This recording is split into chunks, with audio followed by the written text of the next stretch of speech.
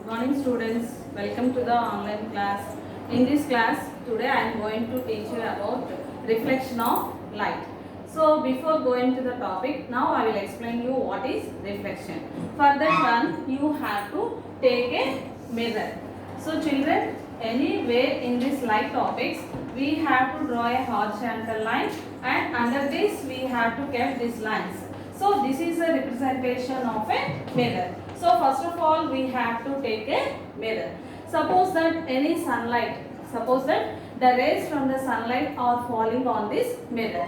So we have to take one of the ray which is falling on this mirror. So we have to say this line as incident ray. What is this ray, children? Incident ray, because this ray is incidenting on this mirror or hitting the mirror. So this ray is known as incident ray. So children, after hitting this light ray, the mirror, generally this light ray will get into this like this. So that means it is bouncing back into the same plane. So this ray is known as reflected ray. What is this ray, children? Reflected ray.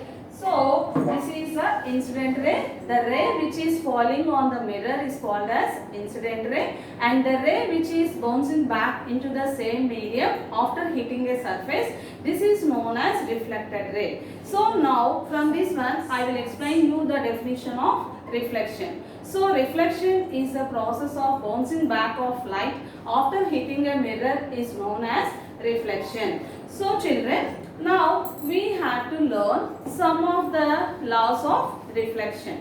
So for that one we have to write three laws. So now I will explain you first law. So in this one, incident ray, IR, it is the short form of incident ray, and reflected ray, RR means reflected ray, and third one is normal ray. So these three rays lie in the same plane. So this is the first law. So now in what way we have to explain this first law? Now we will see from this diagram. So in this diagram already I have given you what is incident ray and what is reflected ray. Now I will tell you what is this normal ray. After that I will explain you the first law once again full. So the ray which is drawn perpendicular to the surface, the line which is drawn perpendicular to the surface, it is known as normal ray. So in maths we will say this as perpendicular line, but whereas in science we have to define that perpendicular line as normal ray. Okay children, so here we have incident ray, normal ray and reflected ray. See here children, this is in the shape of perpendicular. This is a perpendicular line and we will say this one as normal ray. So what is the first law? See here, incident ray, reflected ray, normal ray lie in the same plane. Now I will explain you what is a plane. So a plane is a flat surface extending indefinitely in all directions. So here we can take blackboard as a example for this plane. So suppose if you consider this space, so this is also a plane. So in this plane we have set a mirror and we have drawn an incident ray and normal ray and reflected ray. So where were these three rays? These three rays are in this plane of blackboard. So from this one we can explain you that the reflected ray, normal ray and the incident ray, these three lie in the same plane. Children, do you understand this first law of reflection? Okay. Then we will go to the second law of reflection. What is second law? See children, incident ray and reflected ray lie on either side of the normal. Either side of the normal.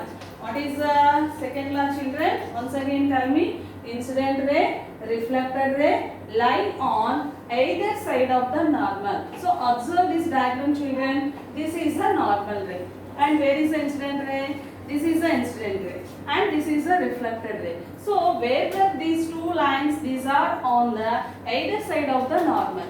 So incident ray is one side of the normal and reflected ray is on other side of the normal. So by this one we can say the second law as incident ray, reflected ray lie on either side of the normal. Definitely you draw this diagram anywhere, and if you do this diagram or this experiment, definitely in all the cases this normal ray will be on either side of the incident ray and reflected ray. Okay children, then we go to the third law of reflection.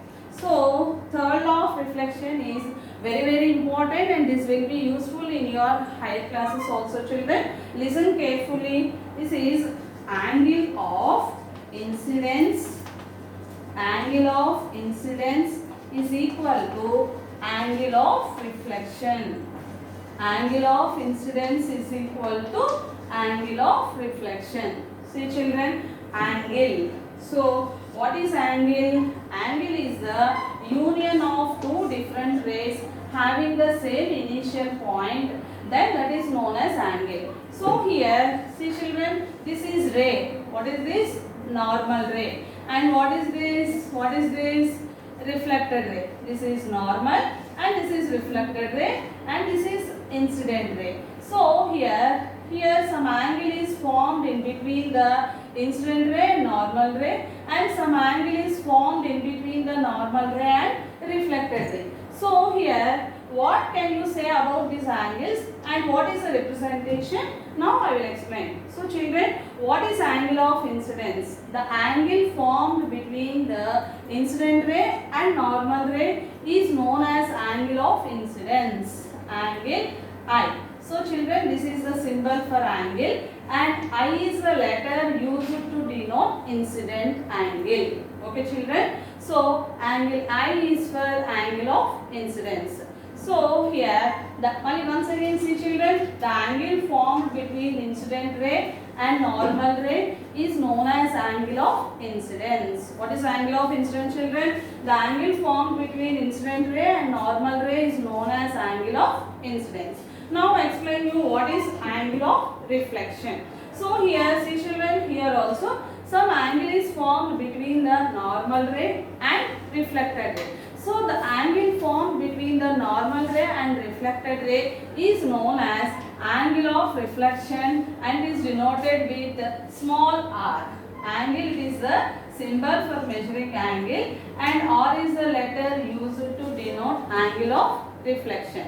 So what is the third law? Here the angle of incidence is equal to angle of reflection. So in this one, these two are definitely in all the cases these two are equal. So angle of incidence is equal to angle of reflection. That means suppose if you draw this angle of incidence at the angle of 30 degrees, then what can you say about the angle of reflection children? If angle of incidence is equal to 30 degrees, then what is the angle of reflection children? Because as these two are equal, if angle of incidence is equal to 30 degrees, angle of reflection is also 30 degrees. So in this case, angle R is equal to 30 degrees. Suppose if the angle of incidence is equal to 45 degrees, what can you say about the angle of reflection children? In this case also, it is 45 degrees. Why? Because angle of incidence is equal to angle of reflection. So children, in this class, we know about the laws of reflection. What are the laws of reflection? Once again, now I will explain you. First of all, incident ray, reflected ray and normal ray lie in the same plane, and incident ray and reflected ray lie on either side of the normal. Angle of incidence is equal to angle of reflection children. You learn these topics at home very well. Thank you children.